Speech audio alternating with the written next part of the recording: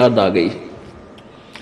क्योंकि संकट जब आता है तब हम हर तरह से सोचते हैं भाई ये क्यों आई आपत्ति, ये भगवान मैंने ऐसा कौन सा पाप कर दिया, क्या गलती बन गई मेरे से। और जब तक ये सुखी रहता है इसको कुछ याद नहीं आता, केवल बकवाद याद आती हैं, वो मित्र याद आते हैं जो गुटी छुटी लाव ताश खेलते हों, या वो रिलेटिव रिश्तेदार याद आते हैं जिनके साथ गप्पे मारने जावे, सैर सपट्टे कर आवे। और जब इस पर आपत्ति आ जाती है फिर इसको परमात्मा याद आता है।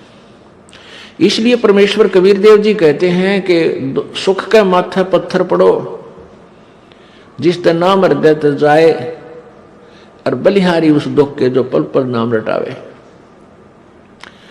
परमेश्वर कहते हैं कि ऐसा सुख भी ना देना, ये मांगना मालिक से। हमें संकेत करते हैं परमात्मा अप बाणी बोल के अपने ऊपर ही, कहते हैं भगवान इसे सुख का आग लगो जिस तेरा नाम भूल पड़े, तेरी याद जिससे जामन, इसे सुख की जरूरत नहीं परमात्मा, आग लगे इसे। क्योंकि ये सुख तो झूठा है, ये तो अस्थायी कुछ ही समय के लिए है।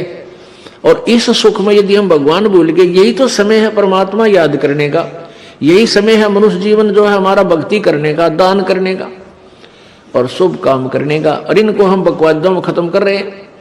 तो ये सुख जो आज है स्थायी है, ये पिछले पुण्य से है, और हमने उस सुख की जरूरत नहीं परमात्मा जो हमारे इस भक्ति मार्ग से दूर कर दे, आपसे दूर करे। वो बलिहारी उस दुख के, कहते हैं कुर्बान हो उस दुख के जो दुख हमें भगवान याद दिलावे।